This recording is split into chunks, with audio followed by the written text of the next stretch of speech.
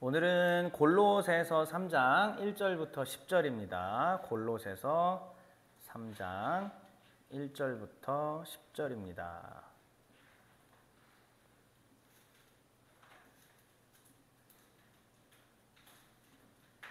골로새서 3장 1절부터 10절입니다. 자, 오늘은 10절이나 되니까 교독을 하도록 하겠습니다. 제가 먼저 1절, 여러분 2절 이런 식으로 번갈아서 교독을 하도록 하겠습니다. 자, 제가 먼저 읽겠습니다. 그러므로 너희가 그리스도와 함께 다시 살리심을 받았으면 위의 것을 찾으라. 거기는 그리스도께서 하나님 우편에 앉아 계시느니라. 위의 것을 생각하고 땅의 것을 생각하지 말라.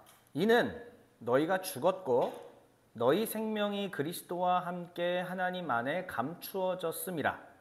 우리 생명이신 그리스도께서 나타나실 그때에 너희도 그와 함께 영광 중에 나타나리라. 그러므로 땅에 있는 지체를 죽이라. 곧 음란과 부정과 사욕과 악한 정욕과 탐심이니 탐심은 우상 숭배니라. 이것들로 말미암아 하나님의 진노가 임하느니라. 너희도 전에 그 가운데 살 때에는 그 가운데서 행하였으나 이제는 너희가 이 모든 것을 벗어버리라. 곧 분함과 노여움과 악의와 비방과 너희의 입에 부끄러운 말이라. 너희가 서로 거짓말을 하지 말라. 옛사람과 그 행위를 벗어버리고 새 사람을 입었으니 이는 자기를 창조하신 이의 형상을 따라 지식에까지 새롭게 하심을 입은 자니라. 아멘. 네, 기침하시니까는 좀 잘 조절해 보세요. 예, 또 우리의 건강은 소중하니까요. 우리 승미님의 건강은 소중하니까요. 또 이렇게 또 뭐 이렇게 누구랑 싸웠어요? 17대1로 싸운 알았어요. 면도하다가 예. 여기 지금 데일 밴드를 이렇게 지금 흉측하게 붙이고 계시네요. 예. 자, 오늘은 25번째 시간, 또 소 시리즈로는 바울의 교회 지침 3번째 시간, 그 중에서 거룩한 개인의 성령 생활이라는 제목으로 함께 말씀을 나누겠습니다. 우리 소 제목만 같이 읽어볼까요? 거룩한, 시작. 거룩한 개인의 성령 생활. 네, 그렇습니다. 지금까지 온 과정들을 다시 한 번만 이제 설명을 좀 드려볼게요. 하나님께서 세상을 왜 지으셨느냐? 포도원과 같은 아름다운 세상을 만들려고. 그런데 세상은 왜 포도원과 같지 않은 흉측한 곳이 되었느냐? 인간이 범죄를 저질러서 하나님과의 관계가 깨어졌기 때문에. 그러면 하나님께서 그것을 회복하시려고 어떻게 하셨느냐? 당신의 종들을 지속적으로 보내셨다. 그러면 하나님의 당신의 종들의 특징은 어떠하냐? 모세부터 시작해서 이스라엘 전체를 살펴봤더니 진짜 하나님의 종은 어떤 사람들인가? 하나님께 순종하고 하나님 뜻을 잘 이해하고 인생이 좀 여러 번 꼬이는 좀 일들이 많이 있었던 사람들이고, 이러한 다양한 것들을 통해서 신앙의 의지와 결기, 그 다음에 거룩과 참된 것들을 따라 살았던 사람들이 여호와의 종들이었다라고 말씀을 드렸습니다. 그리고 그 여호와의 종들을 통하여서 하나님의 뜻이 전파되다가 완전히 다 하나도 베일에 쌓여 있지 않고 다 드러났으니, 그게 뭐냐면 하나님의 마지막 종, 그리고 당신의 아들이신 우리 주 예수 그리스도께서 이 땅 가운데 오셨다는 사실입니다. 오신 것만으로 그친 게 아니라 오셔서 하나님의 뜻과 의지가 무엇인지 쉼없이 다 밝히셨고, 그 모든 내용들은 우리가 성경책을 보면 다 나와 있습니다. 예, 그리고 저는 계속 그 내용을 여러분들에게 강론해 드리고 있는 것이고요. 그런데 그리스도께서 다 밝히신 하나님의 그 뜻이 거기서 그쳤느냐? 아니요. 예수님께서는 일을 마치신 다음에 하늘로 올라가셨습니다. 지금도 2023년 현재 하나님 보좌 우편의 오른쪽에 앉아 계실 줄로 저희는 믿습니다. 자, 그렇다면은 예수 그리스도께서 이루신 그 일이 어떻게 계승이 되었느냐? 주님의 제자들에게 계승이 되었죠. 이 제자들은 또 다른 주의 종들입니다. 그래서 신약의 종들인 이 주의 제자들을 통하여서 하나님의 뜻이 계시가 되고 하나님의 뜻이 알려지고, 그래서 바울의 계열과 또 사도 요한의 계열, 크게 이렇게 나눠진다고 제가 말씀을 드렸었습니다. 그리고 요한을 통해서 요한복음과 요한서신들 그 계열에 또 주어진 메시지들이 있고 바울을 통해서 13권의 바울서신에 담겨있는 하나님의 또한 뜻이 그 안에 들어 있었습니다. 그리고 우리는 이제 바울로 이야기가 넘어오면서 어떤 얘기들을 했느냐? 바울은 예수님의 가르침을 잘 계승했다. 거의 다 이해했다. 그가 부름받은 이후에 자기 고향 다소에서 오랜 세월 동안 말씀의 칼을 가는 동안에 그 하나님의 뜻이 어떤 것인지 충분히 이해했다라는 말씀입니다. 그리고 때가 되어 그가 하나님의 부르심 가운데 이제 세상 가운데 드러나기 시작을 했죠. 바나바가 그를 불러내었습니다. 그리고 안디옥 교회에서 사역을 시작을 하게 되었고 마침내 하나님께서 바울을 곳곳에 보내며 복음을 전하게 하셨습니다. 그래서 각 지역마다 이런 편지, 저런 편지들을 통하여서 각 교회마다 상황에 합당한 내용들을 적어주기까지 했습니다. 그 것들을 다 모아서 데이터 분석을 해보았을 때에 나온 것이 바로 제가 요 한두 주 정도 사이에 여러분들에게 전했던 말씀이었던 것이죠. 그래서 우리가 교회에서 정확하게 바울이 교회는 어떤 곳인가, 그리고 교회는 어떠한 원리를 가지고 살아가야 하는가라고 얘기했을 때 이런 얘기들을 했었던 겁니다. 영적 예배를 드리라고 얘기했었고 제가 2주 동안의 목에 힘을 주어서 여러분들한테 말씀을 드렸죠. 로기코스, 라트레이아. 자세한 얘기는 이제 빼도록 하겠습니다. 결국은 로기코스, 라트레이아가 실현되는 곳이 어디냐면 바로 교회인 것이죠.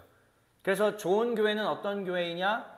하나님께서 주신 그 로고스의 정신을 따라서 함께 모여서 주님의 뜻에 어떤 게 합당한 건지 함께 나누고 찾아내고 그것들을 살아낼 수 있는 것이 진짜 합당한 좋은 교회라고 말씀을 드렸었습니다.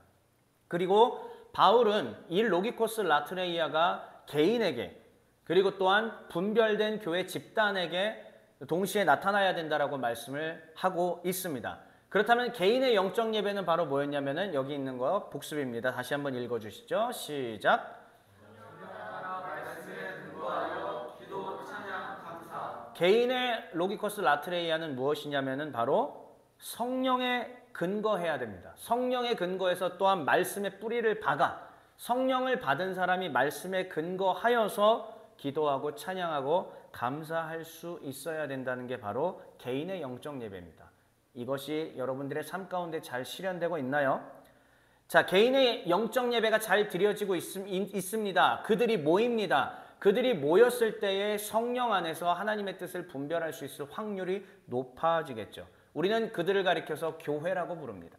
그렇다면 교회의 영적 예배는 무엇이었느냐? 지난 시간에 우리가 어떻게 배웠냐면 자, 한 줄씩 한번 읽어보시죠. 먼저 첫 번째 줄이에요. 시작. 교회는 서로 하나의 유기체라는 것을 기억할 것. 네, 2000년의 세월이 흘렀습니다. 교회가 세워진 지. 그런데 2000년의 세월이 흐르면서 우리가 늘 시대적으로 망각할 때가 있고 다시 기억할 때가 있고 망각할 때가 있고 기억할 때가 있는데요. 그게 본질적인 정체성이 뭐냐? 교회는 원바디, 하나의 몸이라는 얘기입니다.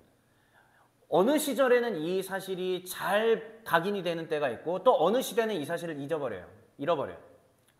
자, 그러면 한번 생각해 보시죠. 교회가 한 몸이라는 것을 잃어버릴 때에 어떤 현상이 일어날까요? 서로 싸우고 공격하고 분열이 일어나겠죠. 그런데 교회가 한 몸이라는 사실을 잘 인지할 때는 어떻게 되겠습니까? 사랑으로 용서하고 화목하고 보듬는 일들이 일어나겠죠. 그렇습니다. 교회는 하나의 유기체입니다. 이게 바울이 우리에게 전해주고 있는 교회의 정체성입니다. 자, 그래서 두 번째 한번 읽어보겠습니다. 시작. 한몸을 지키기 위해 질서 체계를 세울 것. 교회가 한 몸인 것은 정체성입니다. 그런데 어떨 때는 정체성이 유지가 안 될 때가 있다는 얘기예요. 교회의 정체성은 한 몸이지만 한 몸이 안 될 때가 있습니다. 그런데 이 한 몸을 제대로 세우기 위해서는 질서 체계를 온전히 세워야 한다. 그래서 이것을 나중에 이제 제가 또 말씀드리겠지만 이 질서 체계 부분에서 교회 직분자를 어떻게 세워야 하느냐 이 부분에 대해서 좀 말씀을 드리려고 합니다. 그래서 이걸 제가 한 단어로 채움이라고 얘기했던 거고 마지막 한번 읽어보겠습니다. 시작. 한 몸을 지키기 위해 자기 부인을 이룰 것. 자기 부인한다는 건 뭐예요? 나를 부정한다라는 얘기입니다. 내 완악함과 내 욕망과 내 욕심과 내가 이루고 싶은 모든 것들을 교회 안에서 다른 사람들을 짓밟고 무시하면서 외쳤던 이것들을 부정한다는 얘기죠. 이게 자기 비움인데요. 교회는 한 몸을 유지하기 위해서 때로는 내가 하고 싶은 걸 다 할 수가 없습니다. 내가 이루고 싶은 게 이만큼이 있는데 그거를 필터를 거치지 않고 계속 얘기를 한다고 쳐봐요. 그러면은 이 한 사람에 의해서 교회가 이끌어져 가는 거예요. 그랬을 때 교회는 반드시 싸움이 나고 분열이 되고 무너집니다. 왜요? 한 몸 정신을 잃어버렸기 때문에. 이 몇몇의 소수의 사람들이 한 몸 정신을 회파시키기 때문에 교회는 무너진다라는 말씀입니다. 그래서 이것이 말씀에 합당한 삶인 영적 예배를 이루기 위한 최소한의 가이드라인이다라는 사실을 여러분들 꼭 기억해 주십시오. 이게 바로 지난주에 제가 여러분들에게 드렸던 말씀입니다. 자, 그러면 오늘입니다. 이제 오늘은 어떤 얘기들을 하려고 하냐면 거룩한 개인의 교회 지침입니다. 바울이 교회에 지침을 주었는데 그 중에 거룩한 개인이 있었고 분별된 교회가 있었다고 말씀드렸습니다. 그런데 우리는 몇 주에 걸쳐서 거룩한 개인에 대한 내용들을 배우려고 해요. 그래서 거룩한 개인의 교회 지침, 그래서 그 첫 번째인 성령 생활은 무엇인가를 살피고 그에 해당하는 본문인 오늘 골로새서 3장 1절부터 10절 말씀을 함께 나눈 뒤에 말씀을 마무리하도록 하겠습니다. 자, 그렇다면 바로 첫 번째로 거룩한 개인의 교회 지침이 무엇인지 우리 한번 같이 살펴보도록 하겠습니다. 자, 여기 한번 표를 봐주실래요? 이게 제가 또 지난주에 드렸던 말씀, 바울 서신 13권에 대한 데이터 분석을 통해서 나온 하나의 표입니다. 바울의 교회 지침은 첫 번째로는 거룩한 개인에게 해당하는 것이고요. 그 다음에 그 개인들이 모였을 때는 교회, 공동체죠. 분별, 그런데 앞에 어떤 수식어가 있냐면은 따라해 보겠습니다. 분별된. 교회는 분명하게 분별된 곳이어야 합니다. 교회는 그냥 사교 클럽 모임이 돼서는 안 됩니다. 우리가 어제 남성 모둠 우리 재물포 구락부에 가지 않았습니까? 재물포 구락부 1901년에 세워져 있는 외국인들이 들어와서 당구 치고 술 마시고 커피 마시고 놀았던 사교 클럽입니다. 그런데 교회는 그런 곳이 돼서는 안 된다는 거예요. 그런데 많은 분들이 교회를 마치 사교 클럽처럼 생각하고 와요. 왜요? 여기 오면 괜찮은 사람들 만날 수 있으니까. 여기 오면은 내 배우자가 될 만한 사람을 만날 수 있으니까. 여기 오면은 내 사업에 제법 도움이 되는 사람들이 있으니까 라는 생각을 갖고 많은 분들이 교회를 오곤 했습니다. 예, 틀림없는 사실이에요. 하지만 교회는 어떤 곳이냐? 단순히 친교 모임을 위한 곳이 될 수가 없습니다. 교회는 성별되고 분별된 곳이어야 합니다. 자, 그렇다면 이제 이 중에서 우리는 한 4주 동안 어디를 살필 것이냐면 바로 거룩한 개인에 해당되는 내용들을 살필 겁니다. 자, 거룩한 개인에 해당되는 네 가지가 무엇이 있냐면은 첫째, 성령 생활, 그 다음 말씀 생활, 기도 생활, 찬양 생활입니다. 조금만 더 설명을 드려볼게요. 성령 생활이라는 것이 무엇이냐? 성령을 받은 자들을 가리켜서 우리는 성도라고 얘기합니다. 거룩한 자라는 것이죠. 이 거룩한 성령을 받은 자들을 가리켜서 우리는 또한 어둠을 물리친 빛의 자녀라고 이야기합니다. 빛의 자녀가 돼야만 비로소 교회에 입문할 수 있는 자격이 생기는 것이죠. 자, 그렇다면 이 빛의 자녀가 된 사람들이 신앙의 기준을 확립하기 위해서 필요한 게 무슨 생활? 한번 읽어주시죠. 말씀 생활인 것입니다. 예, 처음 하나님의 성령으로 말미암아 빛의 자녀는 됐지만 아직 기준이 없어요. 기준이 잡혀있지 않아요. 한 번에 알게 되면 교회가 뭐하러 필요가 있겠습니까? 교회는 계속 다녀야 되고 말씀을 들어야 되고 성경 공부를 해야 되고 배워야 되는 것이죠. 결국은 말씀 생활을 해야만, 말씀을 배워야만 신앙의 기준이 확립이 될 수 있습니다. 그런데 신앙의 기준만 확립되어 있으면 안 됩니다. 자라야 돼요. 그래서 신앙의 그 수준이 성장하기 위해서 단단한 식물을, 아기 때는 우유만 먹잖아요. 그런데 단단한 식물을 이빨로 씹어 먹을 수 있을 만큼 애가 크려면 무엇이 필요하다? 무슨 생활? 네, 보시면 잘 따라와 주셔야 돼요. 무슨 생활이요? 네, 다시요. 말씀으로 인하여서 신앙의 기준이 확립되었다면 그 다음 기도 생활을 통해서 신앙의 수준이 성장해야만 합니다. 자, 그렇다면은 말씀과 기도 가운데 신앙이 쭉 올라왔어요. 이런 사람 가운데는 그 다음 하나님께서 무엇을 주시냐면은 시련과 어려움을 주십니다. 시련과 어려움을 겪었을 때에 이 사람은 또한 말씀과 기도로 이겨내겠지만, 그런데 더 고차원적으로 시련과 어두움 속에서, 어려움 속에서 내가 참된 신앙의 능력 있는 삶인 권능을 누리고자 한다면 그 입술 가운데 찬양이 가득해야 됩니다. 찬양이 없이는 결국은 이겨낼 수가 없는 것이죠. 그래서 진짜 정말 궤도에 올라와 있는 사람의 신앙생활에는 그 입술에서 찬양이 마르지 않습니다. 여러분들 어느 순간 내 입술에서 찬양이 멎었습니까? 내 입에서 찬양이 사라졌습니까? 그게 현재 우리의 개인의 신앙생활의 지표인 것입니다. 자, 그렇다면 여기에 대해서 제가 조금 더 설명을 이제 드리려고 해요. 보시죠. 거룩한 개인의 교회 지침, 첫 번째, 성도의 신분입니다. 자, 그렇다면은 성도는 과거에 어떤 사람이었느냐? 자, 과거입니다. 과거를 가리켜서 우리는 옛사람이라고 부르고요. 그 다음 현재를 가리켜서 우리는 새 사람이라고 이야기를 합니다. 여러분, 옛사람은 어떤 사람이었느냐? 성경은 이렇게, 바울은 이렇게 얘기하고 있습니다. 그 사람은 죄와 사망의 법에 사로잡혀 있었던 상태다. 죄와 사망의 법에 사로잡혀 있는 상태는 다시 말하면 거룩한 영인 성령이 아니라 악한 영인 악령의 지배를 받고 있는 상태다라는 것을 의미하는 것이고요. 악령에 사로잡혀 있기 때문에 이 사람의 생각과 말과 행동은 어디에 지배를 받을 수밖에 없는가? 따라하겠습니다. 죄의 지배. 죄의 지배를 받을 수밖에 없습니다. 죄의 지배를 받고 있는 이 사람을 가리켜서 우리는 어떤 상태다? 사망. 성경이 말하고 있는 죽음이라고 하는 것은 우리의 호흡이 끊어지는 것도 있지만 더 나아가서 영적인 생명을 완전히 상실하는 것을 또한 사망이라고 이야기하기도 합니다.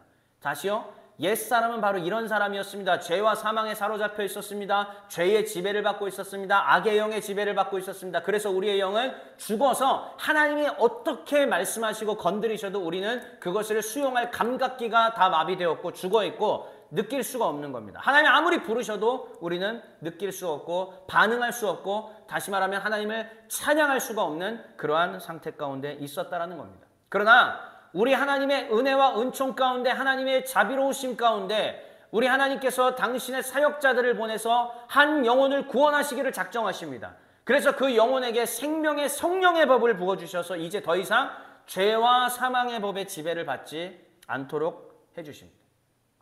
그러면 어떻게 되느냐? 생명의 성령의 법이 그에게 임하면 죄와 사망의 법이 떠나가고 다시 말하면 악령의 지배가 떠나가고 거룩한 영이신 성령의 지배를 받기 때문에 죄의 지배가 아닌 죄 사함이 일어나게 되고요. 죄 사함 받고 용서받은 이 사람에게 있는 이 사람의 상태를 우리는 무엇이라고 얘기하느냐? 따라하겠습니다. 생명. 그래요.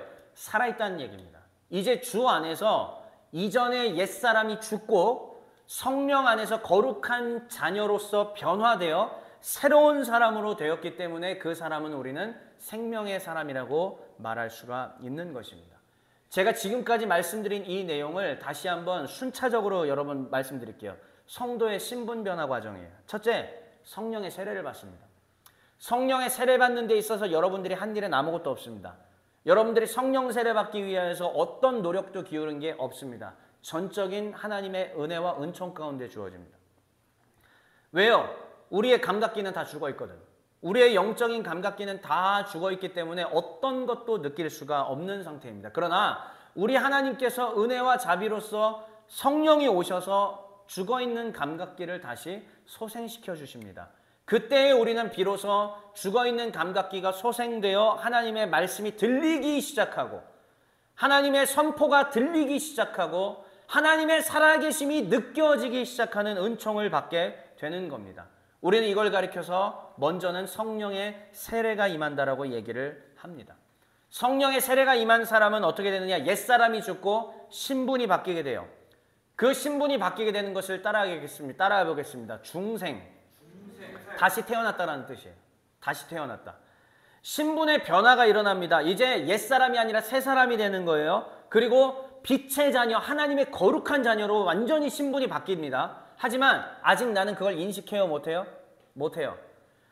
어느 순간부터 하나님께서 그것을 인식시키기 위해서 그 사람에게 직접 감정을 두드리시는 일들을 하기 시작합니다. 그랬을 때 이 사람은 말씀과 찬양과 기도에 반응해서 무릎 꿇고 하나님 앞에서 나는 죄인입니다. 하나님, 나의 옛사람이 이제 죽고 생명의 성령의 법으로 말미암아 나는 새로운 생명을 얻게 되었습니다라는 고백을 하게 되죠. 자신의 신분이 변화됐다라는 사실을 인식하게 됩니다. 자, 그런데 이게 끝이 돼서는 안 돼요. 여기서 머물러 있으면 우리의 신앙은 비참합니다. 신분 변화가 되었다. 빛의 자녀가, 어둠의 자녀가 아니라 빛의 자녀가 되었다라는 것을 내가 인식했다면 그 다음은 반드시 어디로 가야 되느냐? 빛의 자녀로 살아내야 합니다. 빛의 자녀로 근데 사는 게 너무 어려워요. 바울이 우리에게 준 그 내용들을 제가 분석을 했잖아요. 그 내용을 이제 이따가 골로새서에서 여러분들이 보게 될 텐데 그 내용들은 쉽지가 않습니다. 어렵습니다. 그러니까 신분 변화를 인식하고 내가 주님께로 돌아섰다는 결단만으로는 되지 않고 지속적으로 빛의 자녀가 되기 위한 노력들이 필요합니다. 빛의 자녀로 변화돼가는 이 과정들을 가리켜서 우리는 무엇이라고 얘기하냐? 따라해 보겠습니다. 성화. 거룩해 되는 성화라는 얘기를 하게 됩니다. 그런데 성화의 과정을 평생토록 거치고 계속 거쳐 나가겠지만 이 젖먹이 수준에서 계속 머물러 있는 성화는 엄밀히 말하면 성화라고 말할 수가 없습니다. 진짜 성화가 된 사람은 어디까지 가야 되느냐? 한번 따라해 볼까요? 권능. 성령에 대해서 제가 얼마 전에 말씀 같이 나눌 때 결국은 능력 받기를 우리가 기도했지 않습니까? 정말 하나님의 빛의 자녀라면 십자가의 은혜를 경험했다면 성령을 받았다면 권능이 나타나는 삶으로 바뀌어야 됩니다. 안 그러면 우리의 빛의 자녀로서의 수준은 계속 젖먹이 어린아이 수준에 머물러 있는 거예요. 나를 만나는 사람들이 변화받을 수 있어야 하고 아니요, 먼저 내가 하나님 앞에서 내 중심적인 삶과 하나님 중심적인 삶 사이에서 다리를 한 짝씩 걸쳐 있고 있던 것들이 청산돼야 됩니다. 중요 순간에는 내가 답을 내려요. 중요한 결정적인 순간에는 하나님께 여쭙지 않고 내가 답을 내리고 내가 결정합니다. 이게 바로 초보적인 수준의 빛의 자녀라는 것이죠. 진짜 빛의 자녀가 되기 위해서는 권능이 나타나야 됩니다. 어느 순간에도 하나님께서 함께 하시고 하나님이 그와 함께 하셔서 주의 일들을 이뤄내시는 역사가 나타나야 된다라는 말씀입니다. 자, 그렇다면 이 빛의 자녀가 성화의 과정을 거치고 또한 권능이 나타나기 위해서는 어떻게 해야 하는가? 앞서 살펴본 표에 근거하는 겁니다. 바로 뭐냐? 첫째, 말씀으로 신앙의 기준을 세우는 거예요. 이거 반복돼야 돼요. 한 주 예배드리고 은혜 받았어요? 그 다음 주는 초기화될 가능성이 높습니다.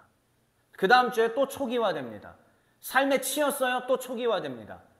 말씀으로 신앙의 기준을 세우기 위해서는요, 지속적이고 반복적인 나의 노력이 필요합니다. 내가 빛의 자녀로서 변화되었다라는 뚜렷한 인식이 있어야 되고 이제 나는 더 나아가서 권능 있는 하나님의 자녀로서 살고 싶다라고 결심했다면 말씀으로 신앙의 기준을 세우기 위해 노력을 해야 합니다. 사랑하는 종의 가족 여러분들, 어떤 노력을 하고 계시죠? 말씀으로 신앙의 기준을 세웠다면 성장해야 된다고 말씀했습니다. 기도하지 않고서는 신앙의 성장은 이룰 수가 없습니다. 머리로 아는 수준에서 머물게 되면은 딱 그 수준에서 머물게 되고요. 그 다음 기도를 통해서 내 자아를 죽이고 나를 비우고 나를 부정하고 나를 십자가 앞에 못 박고 주님 앞에 나아갈 때 하나님께서 그 은혜와 긍휼하심으로 말미암아 나의 영혼을 새롭게 성장시켜 주신다는 말씀입니다. 기도하지 않으면 불가능합니다. 그리고 더 나아가서 마지막이 바로 찬양으로 신앙의 권능을 누리라는 것이죠. 모든 상황 속에서 찬양할 수 있어야 됩니다. 내 사업에 문제가 생겼을 때도 찬양할 수 있어야 되고 내 인생에 여러 문제가 생겼을 때도 때로는 울어야 해요. 속도 상합니다. 하지만 그렇게 하나님 앞에 나와 기도하고 또 하나님 어찌 이럴 수 있습니까? 따지기도 한 이후에는요, 반드시 찬양으로 이어져야 합니다. 찬양의 삶. 찬양의 삶. 이렇게 얘기하긴 좀 웃기지만 제가 20대 초에 스스로 호를 만들었죠. 제 호. 모르는 분이 대부분이겠지만은 요즘 시대에 무슨 호냐 이렇게 얘기할 수 있는데 제 호를 20대 초반에 제가 찬산으로 지었습니다. 빛날 찬, 뇌산, 찬양의 산이라는 뜻입니다. 그러면 제가 찬양받겠다는 거는 절대 아니고요. 그럼 내가 이단이죠. 그게 아니고 내가 가는 곳마다 사람들이 입을 열어 하나님을 찬양케 하기를 원합니다라는 제 결단이 들어가서 만들어진 호입니다. 찬양의 산이 되고 싶다. 내가 가는 곳마다 사람들이 입을 열어 정말 아름다운 찬양으로 하나님께 나아가고 그 신앙의 아름다운 능력을 누리면 참 좋겠다. 이게 제 바람이었던 것이죠. 자, 지금까지 말씀드린 게 바로 거룩한 개인의 교회 지침이었습니다. 자, 그렇다면 이제 네 가지 성령 생활, 말씀 생활, 기도 생활, 찬양 생활 중에서 오늘은 첫 번째인 성령 생활에 대해서 살필 겁니다. 간단해요. 이 화면 하나로 가름하겠습니다. 거룩한 개인의 성령 생활이란 무엇인가? 먼저 첫째, 여러분 되게 중요한 얘기에 잘 들으셔야 돼요. 내가 빛의 자녀라고 인식해야 합니다. 신앙생활을 할 때 자꾸 이랬다가 저랬다가 흔들리고 넘어지고 하는 이유가 뭐냐면 먼저 인식부터 기초를 안 해놨기 때문입니다. 인식이 필요합니다. 따라해 보겠습니다. 나는 빛의 자녀다. 예, 다시 한번 나는 빛의 자녀다. 이 인식이 모든 성도에게 있어야 됩니다. 이게 없기 때문에 주일 예배 이후의 삶의 현장에서 우리는 휩쓸려가고 쓰러지고 넘어지는 거예요. 그런데 내가 빛의 자녀라는 인식만 갖고 있으면 벌써 마음가짐이 달라집니다. 저는 여러분들이 삶의 현장에서 빛의 자녀라는 인식을 갖고 살게 되시길 주의 이름으로 축원합니다. 자, 그러면 빛의 자녀로서 인식을 한다는 것은 어떤 것이냐? 한번 여기 볼게요. 나는 사단에 사로잡힌 사람이 아니다. 이거 되게 중요합니다. 더 이상 악령의 지배 받지 않는다는 얘기예요. 살아가면서 계속 어떤 심적인 괴로움과 고통들이 여러분들을 지배하려고 할 때가 있지 혹시 않으십니까? 그럴 때 이렇게 얘기하셔야 돼요. 자기 자신에 대해서. 나는 사단에 사로잡힌 사람이 아니다. 나는 빛의 자녀다. 나는 성령에 사로잡힌 주의 자녀다. 두 번째 문장이죠. 다시요. 나는 성령에 사로잡힌 주의 자녀다. 요거는 같이 한번 따라 읽어보겠습니다. 여러분은 하나님 앞에서의 고백으로 함께 따라해 주세요. 두 번째 문장입니다. 시작. 나는 성령에 사로잡힌 주님의 자녀다. 이것을 계속 되뇌이면서 살아가게 되시길 주의 이름으로 축원합니다. 괴롭힐 때가 있을 거예요. 흑암의 권세가 계속 와서 여러분들 무너뜨리려고 하고 시험으로 잡아뜨리려고 할 때가 있을 겁니다. 그런데 그때마다 나는 더 이상 사단에게 사로잡혀 있지 않다. 나는 성령에 사로잡혀 있는 주님의 자녀다 라고 이야기하셔야 됩니다. 그렇게 되면 뭐가 되죠? 인식이 바뀌죠. 아, 나는 거룩한 주님의 자녀이다.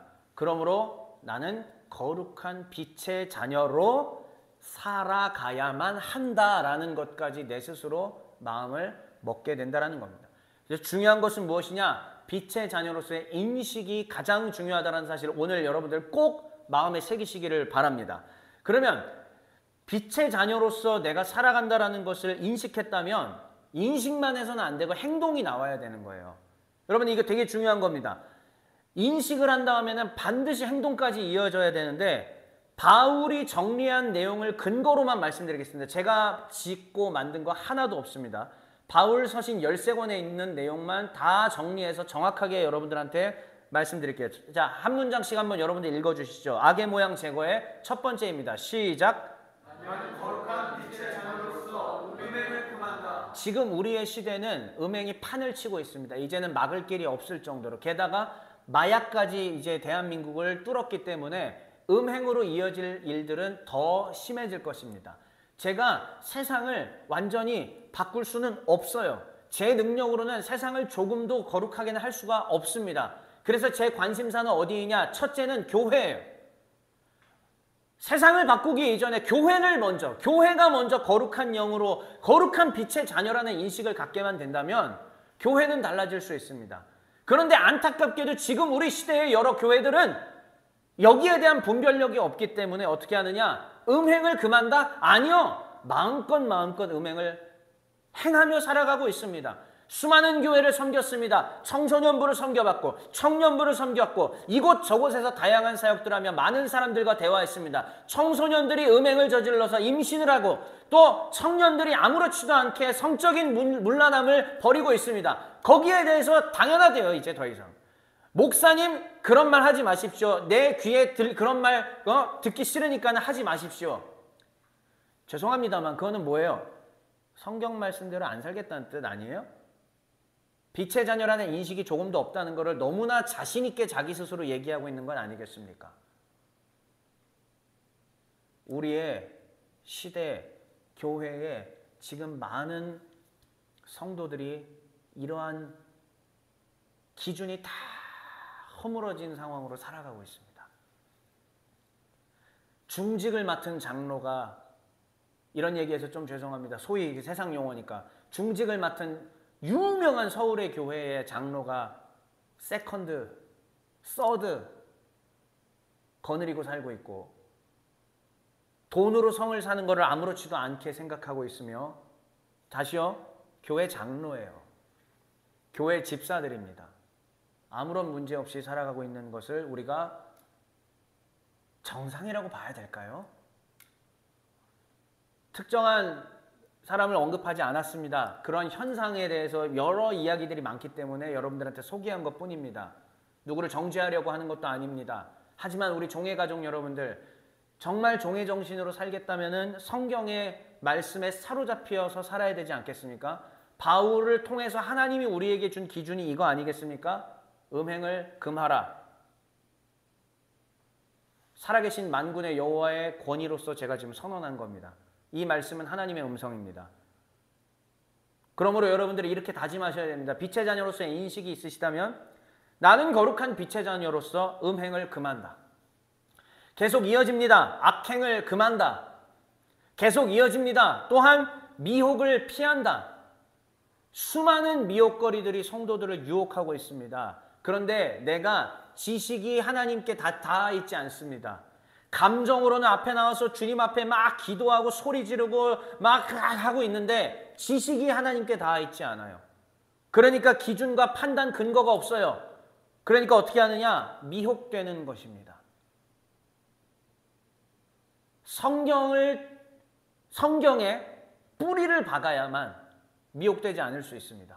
빛의 자녀라면 미혹되지 않기 위해서 자신의 시간을 들여, 자신의 에너지를 들여 하나님 말씀 알기를 힘써야 합니다. 이것도 만군의 여호와의 이름으로 선포되는 주의 음성입니다. 제 말이 아닙니다. 네 번째 한번 같이 읽어주시죠. 이게 우리 시대의 가장 화두기도 하지요. 첫 번째와 더불어 나는 시작. 재물을 사랑한다. 돈을 사랑하는 것이 일만하게 뿌리니 돈은 가치 중립적인 거라고 말씀을 드렸습니다. 그러나 돈을 사랑하는 것은 분명히 문제가 되고 돈을 분명히 우리가 거기에 탐닉할 만한 요소들을 갖고 있습니다. 왜요? 하나님이 없어도 우리에게 필요한 걸 다 채워줄 수 있기 때문입니다. 그런데 참된 빛의 자녀는 하나님이 주신 재물을 또 어떤 사람에게는 부유함을 주실 거고 어떤 사람에게 좀 빈하게 하실 겁니다. 다 똑같을 수는 없죠. 그런데 주신 이 재물을 욕망 가운데 두지 않고 어떻게 하면 이것을 주를 위해서 영혼 구원을 위해서 거룩한 하나님의 나라를 위해 어떻게 하면 빛의 자녀를 세울 것인가에 대해서 그 재물을 선용, 좋게 활용한다는 뜻입니다. 선용할 줄 압니다. 하지만 수많은 사람들이 수많은 성도라는 타이틀을 달고 있는 자들이 선용하기는커녕 악용하고 있으니 우리는 이것을 어떻게 받아야 될까요? 다시 한번 이것도 만군의 여호와의 이름의 권위로서 제가 선언합니다. 빛의 자녀는 재물을 사랑하지 않습니다. 아멘. 제 말이 아닙니다. 이 모든 것들을 총정리한 게 바로 다섯 번째 문장입니다. 이따가 본문 골로새서 볼 때 다 정리가 될 거예요. 나는 거룩한 빛의 자녀로서 같이 읽어볼게요. 하나님 자리를 시작. 하나님 자리를 탐하지 않는다. 탐심은 우상숭배라고 합니다. 결국은 모든 죄악의 뿌리에는 자 다시요. 모든 죄악의 가지들이 있고 줄기와 가지들이 뻗어나가잖아요. 그 뿌리가 있어요. 죄악의 뿌리에는 뭐가 있냐면은 탐심입니다. 탐심이 우리의 첫사람인 아담과 하와를 범죄케 했고 탐심이 이스라엘을 넘어지게 했습니다. 그래서 골로새서는 탐심을 우상숭배라고 이야기를 합니다. 탐심은 그럼 어디까지의 탐심이냐? 하나님 자리를 탐하는 겁니다. 음행하지 마세요. 악행하지 마세요. 미혹을 피하세요. 재물을 사랑하지 마세요. 라고 이야기를 하면 많은 교인들이 듣기 싫어합니다. 그런데도 어떻게든 뭐 해볼까 이런 마음들을 갖고 있는데 정작 그 내가 짓고 있는 이 범죄의 중심부에 보이지 않는 이 수면 아래 기저부에 뭐가 있냐면 하나님 자리를 지금 내가 차지하고자 하는 탐심이 있다는 거 여기까지는 읽어내지 못하는 거예요. 음행도 악행도 미혹당하는 것도 재물을 사랑하는 것도 그 뿌리에는 다 뭐가 있다? 다시요. 뭐가 있다? 탐심이 있어. 크게 얘기해 주세요. 뭐가 있다? 탐심이 있어요. 탐심을 제어할 줄 알아야 빛의 자녀라는 말씀입니다. 이게 바로 거룩한 개인의 교회 안에서의 성령 생활인데 이제 본문을 통해서 그냥 한번 쭉 살피면서 확인합시다. 골로새서가 이렇게 이야기하고 있습니다. 그러므로 너희가 그리스도와 함께 다시 살리심을 받았으면 어디를 찾으라? 다시 한 번만요. 어디 걸 찾아라? 그렇습니다. 위의 것을 찾으라고 이야기합니다. 자, 다시 한번 2절에서도요. 어디를 생각하라? 그 다음 어디를 생각하지 말라? 그렇습니다. 빛의 자녀이기 때문에 위의 것을 생각하고 땅의 것을 생각하면 안 된다라는 것입니다. 여기 나와 있는 이 말씀을 맨 아래에 파란색 이 네모 박스 안에 제가 정리를 했어요. 한번 같이 볼게요. 바울의 가르침은, 바울의 명령은 이겁니다.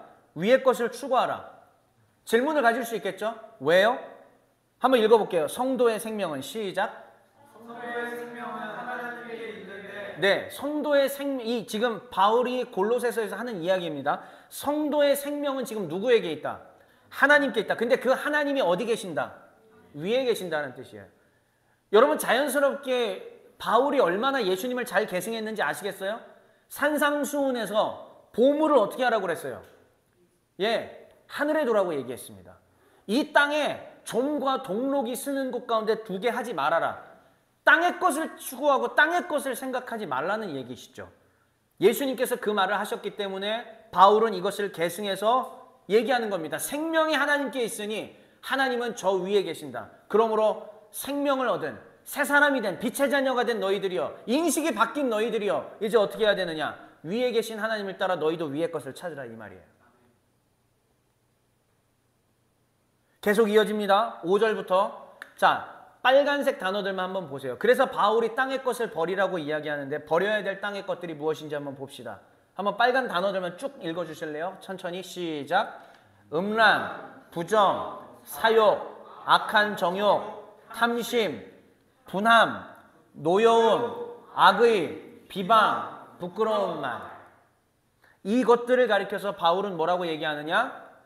땅의 것이라고 얘기합니다. 그리고 그 중에서 최고 센 걸 우상숭배라고까지 지칭하고 있는 게 뭡니까? 탐심이에요. 8절에 그러면서 주의 음성으로 받기를 바랍니다. 8절 같이 읽어주세요. 시작. 이제는 너희가 이 모든 것을 벗어버리라. 여기까지. 이제는 너희가 이 모든 것을 벗어버리라. 이게 빛의 자녀로서의 신분이 바뀐 사람들이 해야 할 일입니다. 지금 여기까지의 강론에서 제 생각이 들어간 게 단 한 개도 없어요. 전부 다 바울 서신 데이터 분석해서 여러분들한테 알려드리는 겁니다. 성경을 하나님의 말씀이라고 믿는다면 이거는 부정할 수 없이 아멘하고 그냥 따라가야 되는, 순종해야만 하는 것입니다. 믿으십니까? 네. 다시 얘기할게요. 너희는 이와 같은 것들을 모두 다 벗어버리라 라고 말씀하셨습니다. 이유는요, 오늘 10절에 다시 제가 지금까지 얘기한 게 10절에 다 정리가 되어 있습니다. 10절 한번 같이 읽어볼게요. 시작. 새 사람을 입었으니 이는 자기를 창조하신 이의 형상을 따라 지식에까지 새롭게 하심을 입은 자니라. 아멘. 이전까지는 우리는 죄와 사망의 법의 지배를 받았습니다. 그러나 이제는 생명의 성령의 법이 내 의지와 상관없이 은혜로 찾아왔습니다. 달라졌어요. 새 사람이 되었습니다. 빛의 자녀가 되었습니다. 그럼 뭐냐? 여기 보시면 되게 재밌어요. 자기를 창조하신 하나님의 형상을 따라까지. 이거 어디 말씀이에요? 원래 맨 처음에 인간의 창조가 어떻게 되었다? 하나님의 모양과 형상으로, 창세기 얘기잖아요. 다시 말하면 창조 목적이 지금 회복된다는 뜻이에요. 새 사람이란 얘기는. 얼마나 아름다운 말씀입니까? 우리가 성령을 받았다는 얘기는, 그리고 성도가 되었다는 얘기는, 저는 여러분 성도라는 단어의 무게를 느끼게 하고 싶은 거예요. 성도가 되었다라는 말씀은 무엇이냐면 창조 목적이 회복되어 하나님의 모양과 형상을 회복한다는 것이고 새 사람을 입는다는 것이고, 근데 이거를 어디까지 얘기하고 있냐? 마지막 절에 지식에까지 새롭게 하심을 입은 자라고 해요. 하나님을 알기에 힘써야 합니다. 그리고 하나님이 어떤 분이신지 정확하게 알 수 있도록 늘 깨어 기도해야 합니다. 그랬을 때 우리 하나님께서 가르쳐 주시는데 가만히는 안 가르쳐 주시고요. 자신이 말씀을 더 보려 하고 말씀을 듣고자 하고 말씀 가운데 서기를 노력하는 자에게 우리 하나님께서 허락하십니다. 힘들다, 피곤하다, 세파에 찌들렸다, 그래서 안 해야지 하는 순간부터 안 들려요. 어차피 되는 게 아닙니다. 이건 강제로 목회자가 떠먹여 줄 수도 없습니다. 빛의 자녀가 되었습니까? 우리의 인생이 힘듭니까? 저 사람도 힘듭니다. 저 성도도 힘들고 이 성도도 다 힘들어요. 똑같이. 그러나 힘들다고 해서 우리가 이 빛의 자녀로서의 인식을 포기하고 악의 모양을 버리지 않고 선한 것을 따라가지 않고 말씀과 기도와 찬양에 서 있지 않는다면 우리는 무너질 수밖에 없습니다. 이 개인의 신앙을 누구도 보장해 주지 않는다라는 얘기예요. 그래서 오늘의 말씀의 핵심, 성령 생활입니다.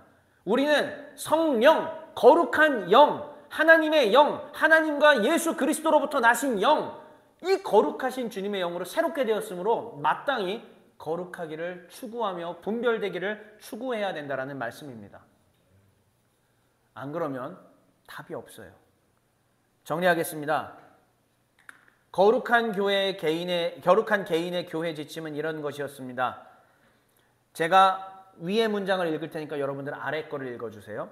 성령 세례받은 성도는 거룩한 빛의 자녀로 신분이 변화됐으므로 말씀으로 신앙의 기준을 세우고 기도로서 신앙의 성장을 이루며 찬양으로 신앙의 능력을 누려야 한다. 다짐하는 분들은 아멘. 두 번째입니다. 거룩한 개인의 성령 생활입니다. 성령 세례받은 성도는 성령을 받아 거룩한 빛의 자녀가 됐으므로 땅의 것들을 버려야 한다. 자, 그렇다면 이 땅의 것들은 무엇인가? 마음에 해당하는 것들은 무엇입니까? 사욕, 악한 정욕, 탐심. 언어는요? 거짓말, 부끄러운 말, 악의 비방. 여러분 골로새서에 해당하는 것만 써드린 겁니다. 아직도 훨씬 더 많이 있어요. 자, 그 다음 행위입니다. 행위는요? 음란, 부정, 강압, 모욕. 이와 같은 것들입니다. 여기에 하나라도 자신 있으세요? 나는 이거 100% 다 잘 지키고 있다 계십니까? 여기에 대해서 내가 100% 잘 지킨다고 생각하며 살아가는 분들은 어쩌면 자기 자신을 기만하는 것일 수도 있습니다. 우리 하나님께서는 만홀히 여김을 받지 않으십니다. 속이지 마십시오. 하나님은 속지 않으십니다. 사랑하는 여러분, 이제 마무리 짓겠습니다. 저는 오늘 거룩한 개인들의 신앙생활에 대한 바울의 교회 지침을 살폈습니다. 그 중에 첫 번째 시간이었고요. 모든 것의 핵심은 무엇이냐면 나는 성령 받은 자다. 거룩한 자녀다. 거룩한 빛의 자녀다. 그러므로 어둠과 성결치 못한 것들하고는 구분 지어야 된다는 말씀이에요. 이게 안 되면 아무리 이 공간에 사람들이 많이 모여서 예배를 드려도 거기에는 하나님의 거룩하신 역사가 있지 않은 곳이 될 수밖에 없다는 것입니다. 그 이후에 중요한 내용들이 있습니다. 이것들은 제가 오늘 모둠토이 제목 안에 다 넣어놨습니다. 여러분들 예배 마치시고 제가 메시지를 직접 드리는 것보단 충분히 강론이 됐기 때문에 이걸 가지고 이제 모둠 안에서 깊이 있는 대화들을 좀 나누면서 우리가 하나님의 뜻을 더 깊이 발견해 나갔으면 좋겠습니다.